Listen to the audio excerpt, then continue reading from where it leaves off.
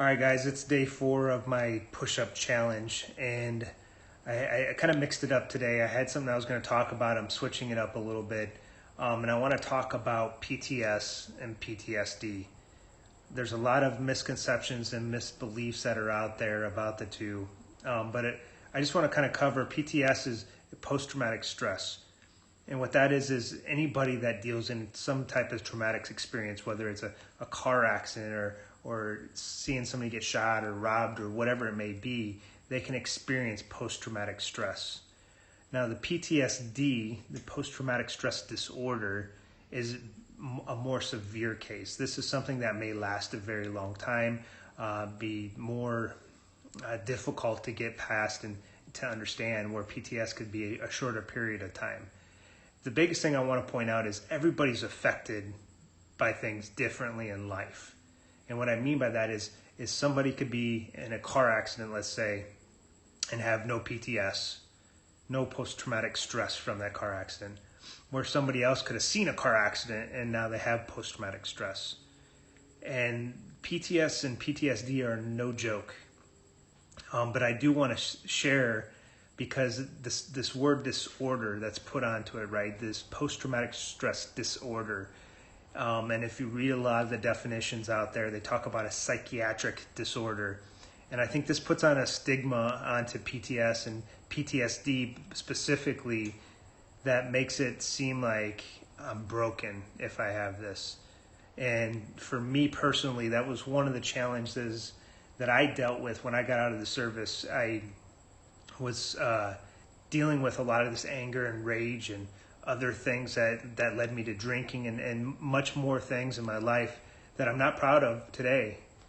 But I was afraid to go ask for help because I was afraid to put this label of a psychiatric disorder on myself, when I just knew there was things that I was dealing with, challenges in life, and I didn't want to put any type of labeling on myself. But I'll tell you, by doing that, I failed to go ask for help, right? And I felt like I was alone in a lot of what I was doing because I didn't want to go ask for help. And when I look back today, and when I look at what I did, it was really more what I see today as a weakness, because I wasn't strong enough to go ask for help. And I don't mean that in a bad way, but I just want to stress to anybody out there that is dealing with some type of PTSD, depression, anxiety, or any of these issues that drive us to these suicidal ideations, to go ask for help. Go talk to somebody. It doesn't have to be a therapist. It can be somebody that has knowledge in the area, that maybe has dealt with it in the past or at some point in life. So one of the biggest, I think, things that we see with people that have these suicidal thoughts is because they believe that there is no future for them, or their future is something that they don't want to live because it's not the life that they saw. And what that does, it puts them in a very disempowering state in their life, and they feel like they have no ability to change it or make it better. Back to what we talked about yesterday, the formula for suffering is when they feel like they have no power to change the life that they're in. Well, I know there is a way to change. I know there is a way to empower yourself, and I know there is a way to build that brighter future, but it won't happen if you try to hide this and avoid this. And see, what happens is when you face some type of post-traumatic stress or any type of trauma in your life, what happens is our fight or flight mechanism gets kicked in.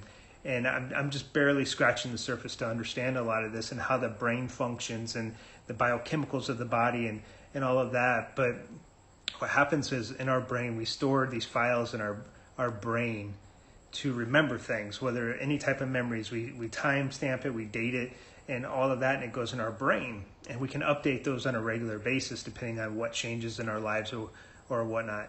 But when something like something type of trauma event happens, this fight or flight mechanism kicks in. And what that does is starts pounding, your heart starts racing, you start sweating, you're breathing heavier, you're getting more oxygen to your body to kick into this fight or flight, because your body's going to do whatever it needs to survive. But what happens is it shuts off that memory bank where you store these memories, And what happens is you store different types of memories, and they're fragmented memories usually, where you'll only remember a part here or there of the memories. And when things happen in normal life past when you're outside of this stressful environment, that's where you hear a lot of people say, maybe a smell or a taste of something brought them back to something that gave them that stress again, the post-traumatic stress that we see. So it's important to understand that it's a normal reaction of the body to do this. And what you need to do is understand how it works and understand how to be more aware of what's happening and catch it before it actually happens. It's really dealing with that, white elephant in the room. It's actually saying, I'm not going to put my life off anymore. I know this is something I'm dealing with and this challenge in my life, and I'm still going to live my life to the fullest. And I'm still going to design this beautiful future and everything going forward. And I'm going to serve something of higher purpose, serve something higher than myself. And that will give you hope and for the future and make you want to keep continuing on and driving in life. Today, for my recognition, I want to actually recognize somebody, again, stationed in Rota, Spain with this gentleman. He was one of those he was a spiritual guy, and he lived it. He had those values each and every day. He was also a mentor of mine.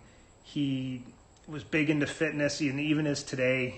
Karlton Meadows, I believe he's in Florida somewhere, and he has his own fitness training studio or a job, I guess, or career, business. There we go.